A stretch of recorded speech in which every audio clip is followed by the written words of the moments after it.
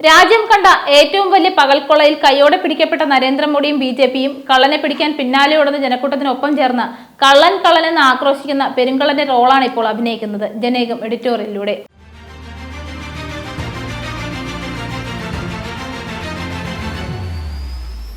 പതിനെട്ടാം ലോക്സഭയിലേക്കുള്ള തെരഞ്ഞെടുപ്പിൽ 400 സീറ്റുകളിലധികം നേടുമെന്നുള്ള ബി.ജെ.പിയുടെ അവകാശവാദത്തിന്റെ പൊള്ളത്തരം തുറന്നുകാട്ടുന്ന പ്രതിപക്ഷ വിരുദ്ധ നടപടി പരമ്പരകളുടെ ഏറ്റവും പുതിയ ഇനമാണ് CPIM തൃശൂർ ജില്ലാ കമ്മിറ്റിയുടെ ബാങ്ക് അക്കൗണ്ട് മരവിപ്പിച്ച ആദായ നികുതി വകുപ്പിന്റെ നീക്കം. നിയമവാഴ്ച നിലനിൽക്കുന്ന ആധുനിക ജനാധിപത്യ സമൂഹങ്ങളിൽ കേട്ടുകേഴ്വി പോലും ഇല്ലാത്ത വിധം മുൻകൂർ നോട്ടീസ് നൽകാതെയും വിശദീകരണം ആവശ്യപ്പെടാതെയുമാണ് രാജ്യത്തെ ഒരു പ്രമുഖ രാഷ്ട്രീയ പാർട്ടിയുടെ, അതും സംസ്ഥാന സർക്കാരിന് നേതൃത്വം നൽകുന്ന പാർട്ടിയുടെ ജില്ലാ ഘടകത്തിന്റെ ബാങ്ക് അക്കൗണ്ട് പൊതു തെരഞ്ഞെടുപ്പ് പ്രചാരണത്തിന്റെ ഒത്ത മധ്യത്തിൽ മരവിപ്പിച്ചിരിക്കുന്നത്.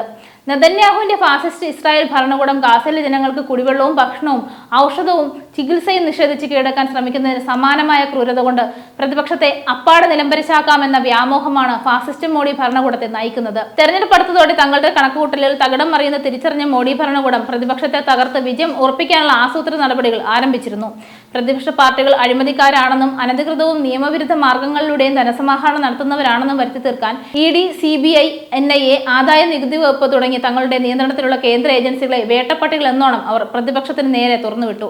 എന്നാൽ തെരഞ്ഞെടുപ്പ് ബോണ്ട് കേസിൽ സുപ്രീം കോടതി വിധി അവർക്ക് മാരക പ്രഹരമായി. തെരഞ്ഞെടുപ്പ് ബോണ്ട് പദ്ധതി ഭരണഘടനാ വിരുദ്ധമെന്ന് അസന്നിഗ്ധമായി കോടതി വിധിച്ചു.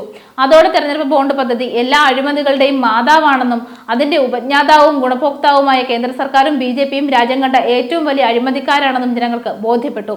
രാജ്യം കണ്ട ഏറ്റവും വലിയ പകൽക്കൊള്ളയിൽ കൈയോടെ പിടിക്കപ്പെട്ട നരേന്ദ്രമോദിയും BJPയും കള്ളനെ പിടിക്കാൻ പിന്നാലെയോടുന്ന ജനക്കൂട്ടത്തിനൊപ്പം ചേർന്ന് കള്ളൻ ആക്രോശിക്കുന്ന പെരുങ്കള്ളന്റെ റോളാണ് ഇപ്പോൾ അഭിനയിക്കുന്നത്. അവർ മുഖ്യ പ്രതിപക്ഷമായ കോൺഗ്രസിന്റെയും യൂത്ത് കോൺഗ്രസിന്റെയും ബാങ്ക് അക്കൗണ്ടുകൾ മരവിപ്പിച്ചു. ജാർഖണ്ഡ് മുൻ മുഖ്യമന്ത്രിയെയും ഡൽഹി മുഖ്യമന്ത്രിയെയും അടക്കം തുറങ്കിലടച്ചു. രാജ്യത്തുടനീളം പ്രതിപക്ഷ സർക്കാരുകളെയും പ്രതിപക്ഷ പാർട്ടി നേതാക്കളെയും കേന്ദ്ര ഏജൻസികളായ തങ്ങളുടെ വേട്ടപ്പട്ടികളെ അഴിച്ചുവിട്ട് ഭയപ്പെടുത്തിയും ഭരണഘടനാ വിരുദ്ധ മാർഗങ്ങളിലൂടെ ആർജിച്ച അളവറ്റ പണം കൊടുത്ത് വിലക്കെടുക്കാനുമുള്ള തീവ്രയത്നത്തിനാണ്. തങ്ങൾക്ക് വിധേയരായി കീഴടങ്ങിയ മുൻ പ്രതിപക്ഷ നേതാക്കളുടെ അഴിമതിയുടെ പാപക്കറകൾ കഴുകിക്കളഞ്ഞ് വിശുദ്ധരാക്കി അധികാരത്തിന്റെ അൾത്താരകളിൽ പ്രതിഷ്ഠിച്ചു. തങ്ങൾക്ക് വഴങ്ങാത്തവരെയും തത്വാധിഷ്ഠിത രാഷ്ട്രീയത്തിന്റെ കരുത്തിൽ ഫാസിസ്റ്റ് ദുർഭരണത്തെ ചെറുക്കാനും വെല്ലുവിളിക്കാനും മുതിരുന്നവരെയും ഏത് ഹീനമാർഗം ഉപയോഗിച്ചും കീഴ്പ്പെടുത്താമെന്ന വ്യാമോഹമാണ് അവർ വെച്ചുപുലർത്തുന്നത്. CPIM തൃശൂർ ജില്ലാ കമ്മിറ്റിയുടെ ബാങ്ക് അക്കൗണ്ട് മരവിപ്പിച്ച നടപടി അധികാര രാഷ്ട്രീയത്തിന്റെ ധാർഷ്ട്യവും തെരഞ്ഞെടുപ്പ് ഫലത്തെക്കുറിച്ചുള്ള മോഡിയടക്കം BJPയുടെ അങ്കലാപ്പുമാണ് തുറന്നു കാട്ടുന്നത്. തന്റെ വ്യക്തിപ്രഭാവം കൊണ്ട് സുരേഷ് ഗോപിയെ തൃശൂരിൽ വിജയിപ്പിച്ചെടുക്കാമെന്ന വ്യാമോഹം അസ്ഥാനത്താണെന്ന് മറ്റാരേക്കാളും മോഡിക്ക് ബോധ്യപ്പെട്ടു കഴിഞ്ഞു. തൃശൂർ കേരളത്തിന്റെ കാലുറപ്പിക്കാനുള്ള തുറുപ്പുചീട്ടായാണ് മോഡിയും കൂട്ടരും കരുതിയിരുന്നത്.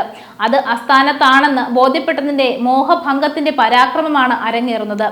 ഗോപി കഴിഞ്ഞ തെരഞ്ഞെടുപ്പിലെ വോട്ട് പോലും നേടാനാവാതെ വിദൂര 3ാം സ്ഥാനത്തേക്ക് പിന്തള്ളപ്പെടുമെന്ന് മാത്രമല്ല, അതിപ്രതിരോധനെന്ന് ഊറ്റം കൊള്ളുന്ന മോഡിക്ക് തലയിൽ മുണ്ടിട്ട് കേരളത്തിൽ നിന്നും പിന്മാറേണ്ടി വരുമെന്നും ഉറപ്പായി കഴിഞ്ഞു. അടിതെറ്റിയ പോരുകാളയുടെ അവസാന പരാക്രമത്തിനാണ് തൃശൂരും കേരളവും സാക്ഷ്യം വഹിക്കുന്നത്. സുരേഷ് ഗോപിക്ക് ചലച്ചിത്ര നടന്റെ പരിവേഷം വകവെച്ചു കൊടുക്കുമ്പോഴും UDF NDA സഖ്യങ്ങളെക്കാൾ ബഹുദൂരം മുന്നേറിയ LDFും സ്ഥാനാർത്ഥി VS സുനിൽകുമാറും കാഴ്ചവെക്കുന്നത് വേറിട്ട ജനപിന്തുണ ആർജിച്ച തത്വാധിഷ്ഠിത ഇടതുപക്ഷ രാഷ്ട്രീയത്തെയാണ്. അത് കേരള ജനത നെഞ്ചേറ്റിയ ജനപക്ഷ രാഷ്ട്രീയമാണ്. കരുവന്നൂർ ബാങ്കുമായി ബന്ധപ്പെട്ട അന്വേഷണവും ആദായ നികുതി വകുപ്പിന്റെ ഇപ്പോഴത്തെ നടപടികൾക്കും യാതൊരു പരസ്പര ബന്ധവുമില്ലെന്ന് ജനങ്ങൾ തിരിച്ചറിയുന്നു. നിയമത്തിന്റെ വഴിക്ക് സ്വതന്ത്രമായി മുന്നേറുന്നതിന് ആരും തടസ്സം നിൽക്കില്ല. എന്നാൽ അന്വേഷണത്തിന്റെ പേരിൽ കേന്ദ്രത്തിന്റെ വേട്ടപ്പട്ടികൾ നിയമം കയ്യിലെടുക്കുന്നതും സ്വതന്ത്രവും സുതാര്യവും നീതിപൂർവവുമായ ജനാധിപത്യ പ്രക്രിയ അട്ടിമറിക്കാൻ ശ്രമിക്കുന്നതും അനുവദിക്കാനാവില്ല. കാർ രജിസ്ട്രേഷൻ ഇടപാടിൽ നികുതി വെട്ടിപ്പ് നടത്തിയ കേസിൽ വിചാരണ നേരിടുന്ന ആളെ പാർലമെന്റ് അംഗമായി ജനങ്ങളുടെ മേൽ കെട്ടിയേൽപ്പിക്കാൻ വിഡ്ഢിവേഷം കെട്ടുന്നവർ സ്വന്തം നഗ്നതയാണ് ജനങ്ങൾക്ക് മുന്നിൽ തുറന്നു കാട്ടുന്നത്. ആദായ നികുതി വകുപ്പിന്റെയും BJPയുടെയും മോഡിയുടെയും കാർമ്മികത്വത്തിൽ അരങ്ങേറുന്ന നാടകത്തിന്റെ ക്ലൈമാക്സ് അവരായിരിക്കില്ല, മറിച്ച് തൃശൂരിലെയും കേരളത്തിലെയും ജനങ്ങളായിരിക്കും തീരുമാനിക്കുക.